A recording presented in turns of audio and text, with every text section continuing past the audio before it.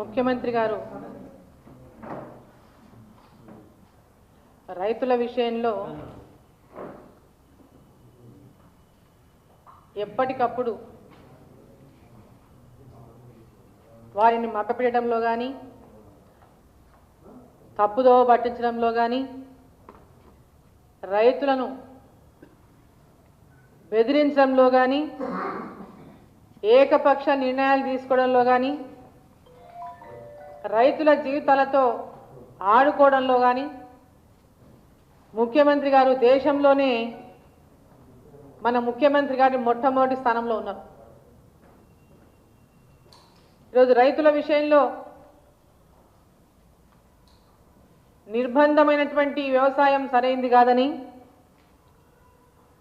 రైతులకు వారి యొక్క ఆయా ప్రాంతాల్లో ఆయా యొక్క పొలాలలో ఉన్నటువంటి భూసారాన్ని బట్టి ఆ యొక్క ఏ పొలంలో ఏ పంటలు మంచి పంటలు వస్తాయి, మంచి అధికంగా ఆ రైతులకు అలవాటైన పంటలే కానీ వాళ్ళకి ఎన్నో సంవత్సరాలుగా రైతులు వాళ్ళ పంట పొలాల్లో ఏ పంటలు వేసుకోవాలో అవగాహన ఉన్నటువంటి రైతులను కూడా నిర్బంధం చేసి రైతులు మొత్తం సన్న ఓట్లు వేసుకోవాలి, పత్తి పండించుకోవాలి, సన్న ఓట్లు వేసిన వాళ్లకు మేము చెప్పిన పంటలు వేసిన వాళ్లకు మాత్రమే రైతు బంధు వర్తిస్తుంది, లేకుంటే రైతు బంధు వర్తించదు అని రైతులను భయపెట్టి కింద అగ్రికల్చర్ ఆఫీసర్తో సహా అధికారుల ద్వారా కూడా భయపెట్టించి ఖచ్చితంగా ప్రభుత్వం చెప్పిన పంటలనే వేసుకోవాలనేటువంటి ఒక నిర్బంధాన్ని వ్యవసాయాన్ని రాష్ట్ర ప్రభుత్వం ముఖ్యమంత్రి కేసీఆర్ రైతులను నిర్బంధం చేసి ఆ తర్వాత సన్న ఓట్లు వేసినందువల్ల ఎంత పెద్ద ఎత్తున రైతులు నష్టపోయినారో, సరైనటువంటి మార్కెట్లో గిట్టుబాటు ధర రాక, పంట సరిగ్గా రాక, పంటలు అనేక రోగాలకు గురై తక్కువ దిగుబడి రావడం, ఆ పండిన పంటకు కూడా రాష్ట్ర ప్రభుత్వం భరోసా కల్పించలేకపోవడం, దాంట్లో రైతులు రోడ్లెక్కితే పెద్ద ఎత్తున రైతులు రోడ్లెక్కి తమ ఆవేదనను వెలిబుచ్చితే ఈ ప్రభుత్వం ఏమాత్రం కూడా వారి పట్ల కనికరం చూపనటువంటి ప్రభుత్వం, రైతుల పక్షాన ఆలోచించినటువంటి ప్రభుత్వం, మేము రైతు బంధు ఇచ్చినాం కాబట్టి మా బాధ్యత తీరిపోయింది, రైతులు నష్టపోయినా మాకు సంబంధం లేదు, పంటలు పండకపోయినా నాకు సంబంధం లేదు, గిట్టుబాటు ధర రాకపోయినా మాకు సంబంధం లేదు అని ఒక బాధ్యత రహితంగా ఈ ప్రభుత్వం వ్యవహరించి పెద్ద ఎత్తున మేమంతా కూడా వ్యతిరేకించినాం. నిర్బంధ వ్యవసాయం అనేది సరికాదు, రైతులు వాళ్ళకి ఇష్టం వచ్చినటువంటి పంటలను వాళ్ళకి చేసినటువంటి స్వేచ్ఛ కల్పించాలని ప్రతిపక్షంగా బీజేపీ పార్టీ ఎంత గట్టిగా చెప్పినా నొక్కి చెప్పినా వారిని పెద్ద ఎత్తున ఇది సరికాదని ప్రభుత్వం దృష్టికి తీసుకెళ్లినా అందరి మాటలు కూడా పెడచెవిన పెట్టినటువంటి ముఖ్యమంత్రి ఏకపక్ష నిర్ణయాలు తీసుకొని ఏకపక్ష నిర్ణయాలతోన ఈ రాష్ట్రంలో రైతులకు తీవ్ర నష్టం కలిగించినటువంటి ముఖ్యమంత్రి రైతుల పంటకు కూడా దుబ్బాక ఎన్నికల సమయంలో రైతులందరూ రోడ్లెక్కితే, సన్న ఓట్లు వేసినటువంటి రైతులందరూ రోడ్లెక్కితే, దుబ్బాక ఎన్నిక పక్క జరుగుతుంటే దుబ్బాక ఎన్నికల్లో ముఖం చెల్లినటువంటి ముఖ్యమంత్రి జనగామలో సభ పెట్టి రైతు వేదిక ఇనాగరేషన్ పెట్టి అక్కడ సభలో సన్న ఓట్లకు అదనంగా బోనస్గా డబ్బులు ఇస్తా అని చెప్పి ప్రకటించినటువంటి ముఖ్యమంత్రి 120 150 అదనంగా ఇస్తా, రైతులు ఎవరు ఆందోళన చెందొద్దు అని చెప్పినటువంటి ముఖ్యమంత్రి ఆ తర్వాత ఆ దిశగా ఆలోచించకపోవడం, వారికి ఒక భరోసా ఇవ్వకపోవడం అనేది ముఖ్యమంత్రి గారికి తన మాట మీద నిలబడేటటువంటి వ్యక్తి కాదనేటటువంటిది ఇక్కడ స్పష్టమైంది. ఈరోజు మళ్ళీ ఈ యొక్క నిర్బంధ వ్యవసాయాన్ని ఎత్తివేస్తున్నాం, రైతు తమకు ఇష్టం వచ్చిన పంటలు వేసుకోవచ్చు. మొన్నటిదాకా కేంద్ర ప్రభుత్వం తెచ్చినటువంటి సాగు చట్టాలు వ్యతిరేకించినటువంటి ముఖ్యమంత్రి ప్రతిపక్షాలు భారత్ బంద్కు పిలుపునిస్తే ఆ బంద్లో పాల్గొన్నటువంటి టీఆర్ఎస్ పార్టీ మంత్రులు, ఎమ్మెల్యేలు, వారి నాయకులు, వారి కార్యకర్తలు మరి ఈరోజు ఫామ్ హౌస్లో 15 రోజులు పండుకొని బయటకు వచ్చిన ముఖ్యమంత్రికి సోయి వచ్చింది తాము చేసింది తప్పు అని. ఎందుకంటే ఎక్కడ కూడా వాళ్ళు చేసినటువంటి భారత్ బంద్లో ఏ రైతు కూడా ముందుకొచ్చి వారికి మద్దతు ఇవ్వలేదు. కేవలం టీఆర్ఎస్ పార్టీ మంత్రులు, ఎమ్మెల్యేలు వాళ్లకు పిలుపునిచ్చింది అధికారంలో ఉన్నటువంటి టీఆర్ఎస్ పార్టీ మంత్రులకు, ఎమ్మెల్యేలకు, టీఆర్ఎస్ నాయకులకు, ప్రజాప్రతినిధులకు పిలుపునిచ్చింది మీరు ఈ బంద్లో పాల్గొనండి, విజయవంతం చేయండి అని. కానీ ఎక్కడ కూడా వాళ్ళ కార్యకర్తలు తప్ప రైతులు ఎవరు కూడా ఆ బంద్లో పార్టిసిపేట్ అవ్వలేదు. దాంతో సోయొచ్చిన ముఖ్యమంత్రి ఈరోజు నిర్బంధ వ్యవసాయాన్ని పట్ల యూటర్న్ తీసుకొని అదేవిధంగా ఈరోజు కేంద్రం తీసుకొచ్చినటువంటి నరేంద్ర మోడీ గారి ప్రభుత్వం రైతుల సంక్షేమం కోసం, రైతుల మేలు కోసం 2022 వరకు రైతుల యొక్క ఆదాయం రెట్టింపు కావాలనేటువంటి ఆకాంక్షతో ఏదైతే ఈ యొక్క సాగు చట్టాలని కేంద్ర ప్రభుత్వం నరేంద్ర మోడీ గారి ప్రభుత్వం తీసుకొచ్చిందో దాని పట్ల పూర్తిగా రైతులకు అవగాహన కలిగించి రైతులకు పూర్తిగా అండగా నిలవాల్సినటువంటి ప్రభుత్వం రాజకీయ దురుద్దేశాలతో వాటిని వ్యతిరేకించి ఈరోజు ప్రజల్లో కూడా దాని పట్ల వ్యతిరేకత లేకపోవడం, రైతులకు వాటి పట్ల వ్యతిరేకత లేకపోవడం వల్ల సోయి వచ్చి ఈరోజు యూటర్న్ తీసుకోవడం అనేది కూడా కనీసం ఇప్పటికైనా జ్ఞానం కలిగినందుకు, మరి ముఖ్యమంత్రి గారికి జ్ఞానం కలిగినందుకు రైతులు ఆ జ్ఞానాన్ని కలిగించింది తెలంగాణ రాష్ట్ర రైతులు.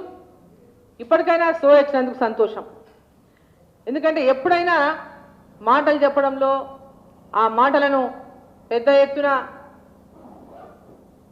అంటే రైతులందరూ నమ్మేలాగా మాటలు చెప్పి మోసం చేయడంలో నిష్ణాతులైనటువంటి ముఖ్యమంత్రి గారు మరి పెడనెచ్చవిని పెట్టినటువంటి విషయాన్ని ఈరోజు ప్రత్యక్షంగా రైతులు పడినటువంటి కష్టాలు, నష్టాలు, ఇబ్బందులను చూసి సోయొచ్చినందుకు ఇప్పటికైనా భగవంతుడు ఆయనకు ఆ జ్ఞానాన్ని కలిగించినందుకు సంతోషం.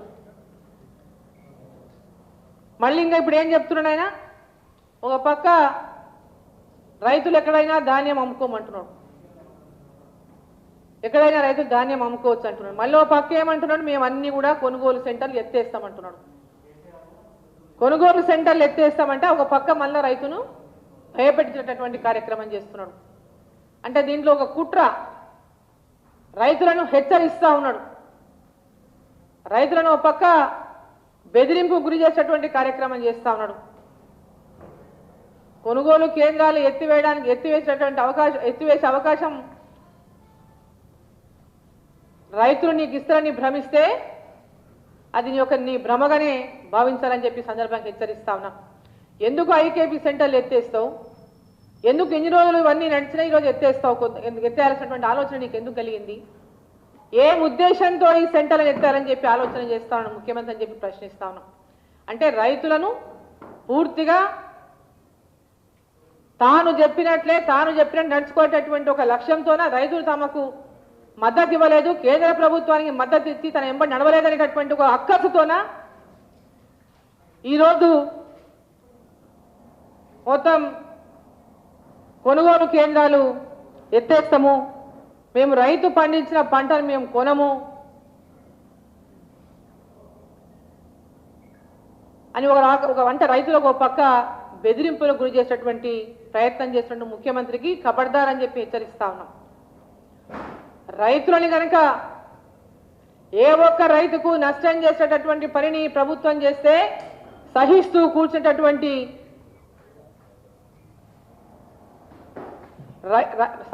కూర్చునేటటువంటి పరిస్థితిలో ఇక్కడ ఎవరు రైతు లేడు. వారికి అండగా ఉండేటటువంటి బీజేపీ పార్టీ రైతుకు పూర్తిగా అండగా నిలుస్తుందని చెప్పి ఈ సందర్భంగా నేను తెలియజేస్తా ఉన్నాను. ఈ యొక్క ముఖ్యమంత్రి చేస్తున్నటువంటి బెదిరింపులకు ఏ రైతు భయపడద్దు. నరేంద్ర మోడీ గారి ప్రభుత్వం రైతుల యొక్క సంక్షేమ అభివృద్ధి లక్ష్యంగా ఈరోజు ఈ చట్టాలను తీసుకొచ్చింది. ఈ చట్టాల ద్వారా భవిష్యత్తులో అనేక విధాలుగా రైతులకు మేలు జరుగుతుందని చెప్పి ఈ సందర్భంగా నేను తెలియజేస్తా ఉన్నాను. ఫుడ్ ప్రొడ్యూస్ ఆర్గనైజేషన్స్ ద్వారా కానీ, అదేవిధంగా ప్రతి ఒక్క మండలంలో కోల్డ్ స్టోరేజ్ల నిర్మాణం కానీ, గిడ్డంగుల నిర్మాణం కానీ, ఆయా క్షేత్రాల్లో ఉన్నటువంటి రీసోర్సెస్ను ఉపయోగించి చిన్న చిన్న పరిశ్రమలే కానీ అక్కడ ఉన్నటువంటి ప్రొడ్యూస్ సంబంధించి చిన్న చిన్న కుటీర పరిశ్రమలే కానీ అనేక రకాలుగా భవిష్యత్తులో అనేక మందికి ఉపాధి దొరికేటటువంటి అవకాశాలు ఈ చట్టాల వల్ల కలుగుతాయి. కేంద్ర ప్రభుత్వం తీసుకొస్తున్నటువంటి ఈ రైతు సంస్కరణల వల్ల కలుగుతాయని చెప్పి సందర్భంగా నేను తెలియజేస్తా ఉన్నా. ఈరోజు మార్కెట్ యార్డ్లో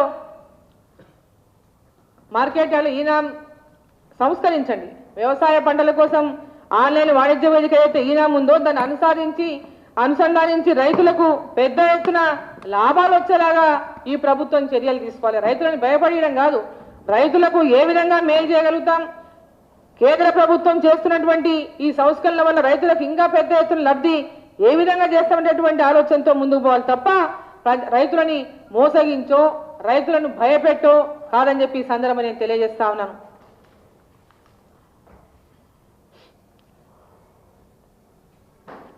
రైతులు ఎక్కడైనా వారి యొక్క ధాన్యాన్ని ఎక్కడ ఎక్కువ రేటు లభిస్తే అక్కడ అమ్ముకునేటటువంటి అవకాశం ఈరోజు కేంద్ర ప్రభుత్వం కల్పిస్తూ ఉంది.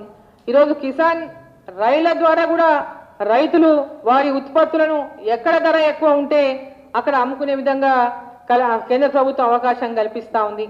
ఈరోజు యాంత్రీకరణ కోసమే కానీ అదేవిధంగా మనం పండించుకున్నటువంటి పంటలు స్టోర్ చేసుకోవడానికి గిడ్డంగులే కానీ కోల్డ్ స్టోరేజ్లే కానీ ఫుడ్ ప్రాసెసింగ్ యూనిట్లే కానీ ఇవన్నిటిని కూడా పెద్ద ఎత్తున భవిష్యత్తులో ఈ యొక్క సంస్కరణ ద్వారా ఈ యొక్క చట్టాల ద్వారా వచ్చినటువంటి అవకాశాన్ని మరి ప్రభుత్వం క్షేత్రస్థాయిలో తీసుకెళ్లాల్సింది పోయి ఈరోజు మా పని కాదు మా బాధ్యత కాదనేటటువంటి విధంగా వివరించడం ఏమాత్రం కూడా సమంజసం కాదని చెప్పి సందర్భం తెలియజేస్తా ఉన్నాం.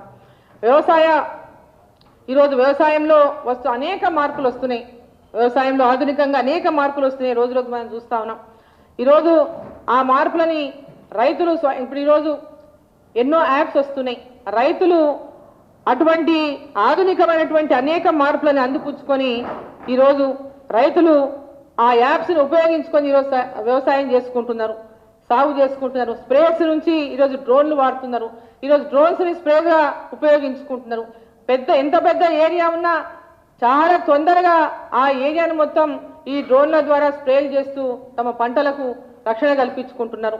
ఈరోజు 5G టెక్నాలజీని పూర్తిగా ఉపయోగించుకొని ప్రతి గ్రామానికి కూడా వైఫై సేవలు అందించినటువంటి ఆలోచన కేంద్ర ప్రభుత్వం చేస్తున్నటువంటి తరుణంలో మరి ఇంటర్నెట్ సేవలతో రైతులు కూడా తమ పంటలను సమర్థవంతంగా పండించడమే కాదు, సమర్థవంతంగా పండించినటువంటి పంటలను ఇంట్లో కూర్చొని వారు ఆన్లైన్ ద్వారా తమ పంటలను అమ్ముకోగలిగేటటువంటి అవకాశం ఏర్పడుతుందని చెప్పి సందర్భంగా నేను తెలియజేస్తా ఉన్నా. ఇక ముఖ్యమంత్రి అంటున్నాడు, మేము రైతు పండించినటువంటి పంటను మేము కొనం, 7,500 కోట్లు నష్టం వచ్చింది. మరి 7,500 కోట్ల నష్టం 6 ఏళ్లలో వచ్చిందని చెప్తున్నాడు. 6 ఏళ్లలో 7,500 కోట్ల నష్టం వస్తే మరి నిర్బంధంగా తమ రైతులకు మరి నిర్బంధ సేద్యాన్ని ఎందుకు ఆయన తీసుకొచ్చిండు? నష్టం వచ్చినప్పుడు 6 ఏళ్లలో నష్టం వస్తున్నప్పుడు మరి రైతులను మీరు ఇదే పంట వేసుకోవాలి, మీరు సన్న ఓట్లే వేసుకోవాలి, పత్తే వేసుకోవాలనేటటువంటిది ఎందుకు తీసుకొచ్చినట్టు ఆయన? ఈరోజు పత్తి కొంటున్నది కేంద్ర ప్రభుత్వం, ప్యాడీ కొంటున్నది కేంద్ర ప్రభుత్వం. మరి నష్టం ఎటుకెళ్ళి వచ్చిందో చెప్పాలి ముఖ్యమంత్రి గారికి. అంటే కేవలం మేము పంటలు కొనము అని చెప్పడానికి ఈ నష్టమైనటువంటి మాటను ముందు తీసుకొస్తున్నాడు. అంటే రైతులను భయపెట్టించడానికి 7,500 కోట్ల నష్టం వచ్చిందని చెప్తున్నాడంటే అంతకంటే పచ్చి అబద్ధం ఇంకొకటి ఉండదు.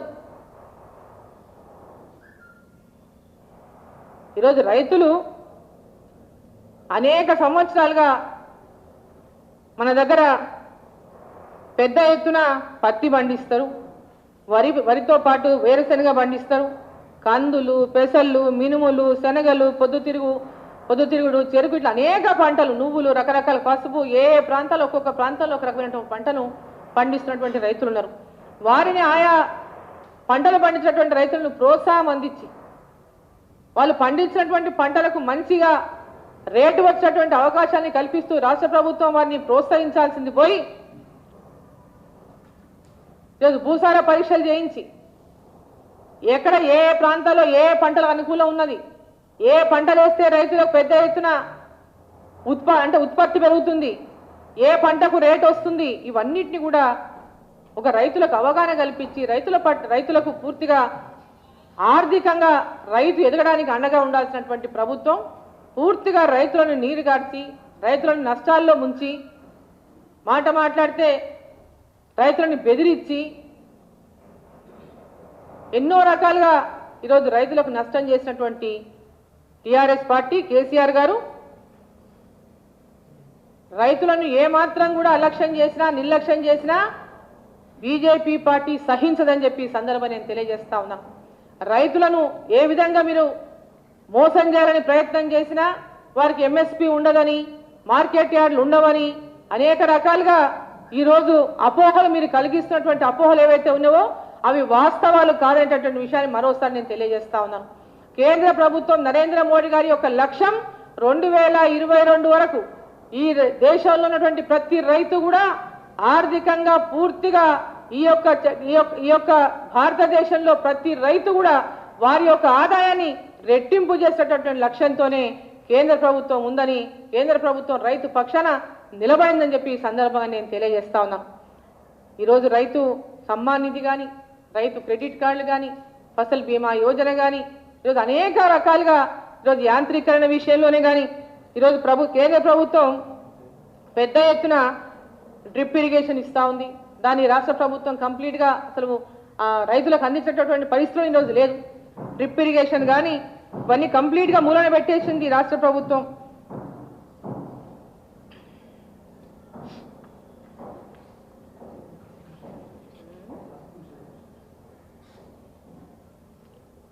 ప్రతి ఒక్క ఇప్పుడు పెద్ద ఎత్తున ఫార్మర్స్ ఇంప్లాంట్స్ ట్రాక్టర్స్ ఇస్తున్నారు, హార్వెస్టర్స్ ఇస్తున్నారు, అనేక యాంత్రీకరణ విధానంలో అనేక కేంద్రం నుంచి సహకారం అందిస్తున్నప్పటికీ కూడా అది పూర్తి స్థాయిలో అమలు చేయకుండా రాజకీయంగా దీంట్లో కూడా పెద్ద ఎత్తున రాజకీయం చేస్తున్నటువంటి సందర్భంగా అది నిజమైన రైతులకు అందకుండా పోతున్నటువంటి పరిస్థితి. పెద్ద ఎత్తున అవినీతికి ఈరోజు కింద తెరలేపినట్టు అయిపోతుంది. మరి ఇవన్నీ విషయాలు కూడా రాష్ట్ర ప్రభుత్వం రైతులకు మేలు చేయాల్సినటువంటి రాష్ట్ర ప్రభుత్వం మేలు చేయకపోగా మేలు చేస్తున్నటువంటి రైతుల యొక్క మేలు గురించి ఆలోచిస్తున్నటువంటి బీజేపీ పార్టీ నరేంద్ర మోడీ గారి యొక్క లక్ష్యాన్ని నీరుగార్చేటటువంటి ప్రయత్నం అయితే చేస్తుందో చూసుకుంటూ ఊరుకుండేది లేదని చెప్పి ఈ సందర్భంగా నేను తెలియజేస్తా ఉన్నాను.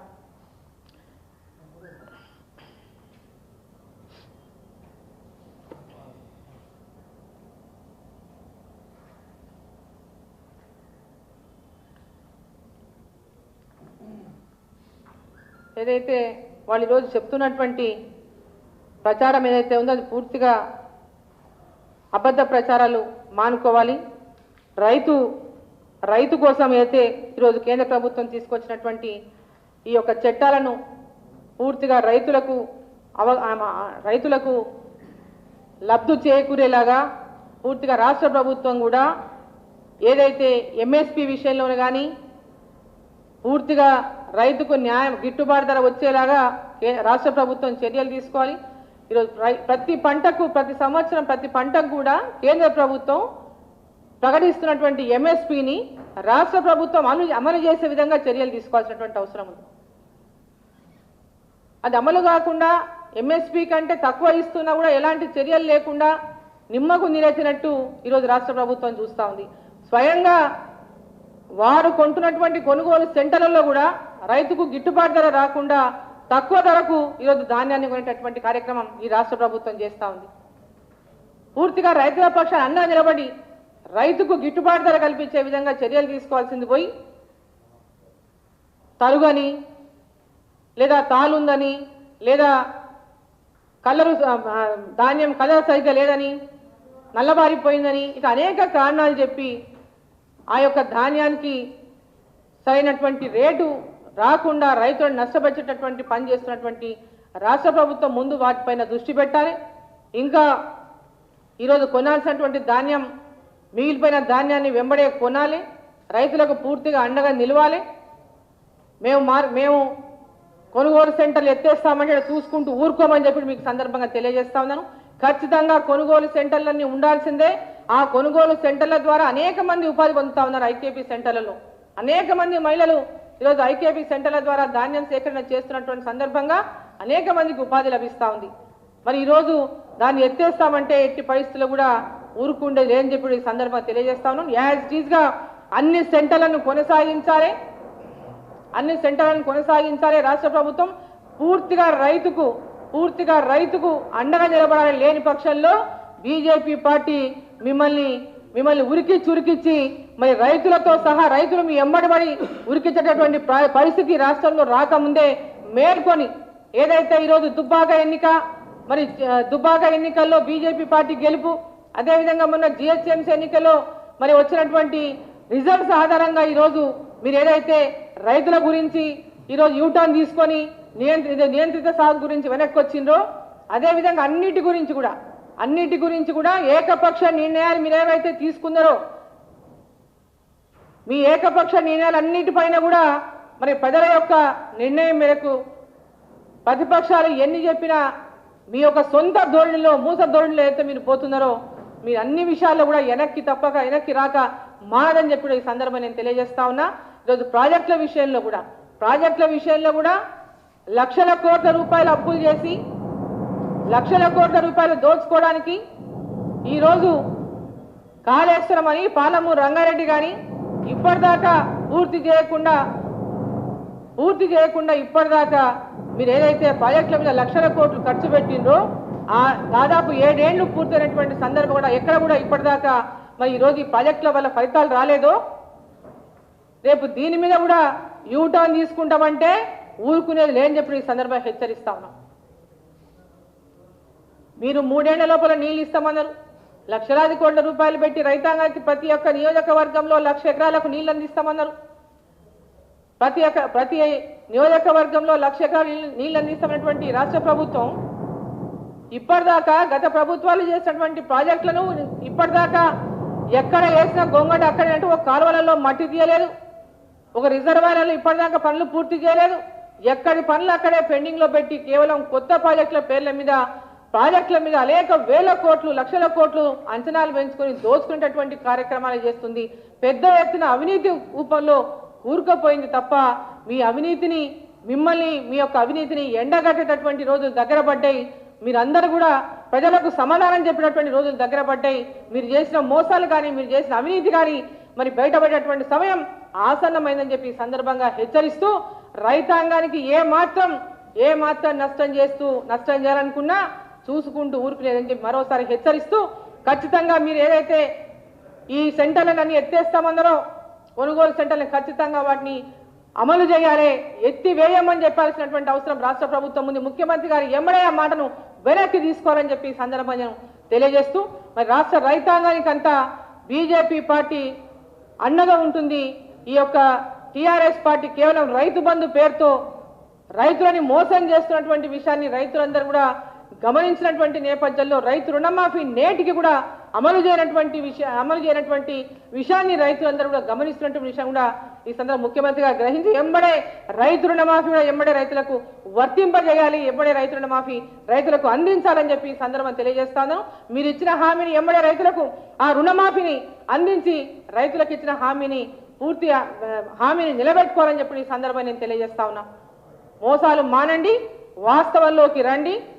ఈ యొక్క ఏకపక్ష నిర్ణయాలు కాకుండా ఒక అందరి అభిప్రాయంతో ఈ రాష్ట్రం యొక్క అభివృద్ధికి నడుం బిగించడం తప్ప కేవలం ఆదాయమే పర్సనల్ ఆదాయం కోసమే అవినీతి కూపంలో నిండుకపోయి వేలాది కోట్లు లక్షలాది కోట్లు మా కుటుంబాలను ఒక కుటుంబం సంపాదించుకుంటుంది, తెలంగాణ వచ్చిన లక్ష్యమే మా కుటుంబం బాగుపడడం అని అంటే మీరు జైలుకు పోక తప్పదని చెప్పి ఈ సందర్భంగా నేను తెలియజేస్తాను.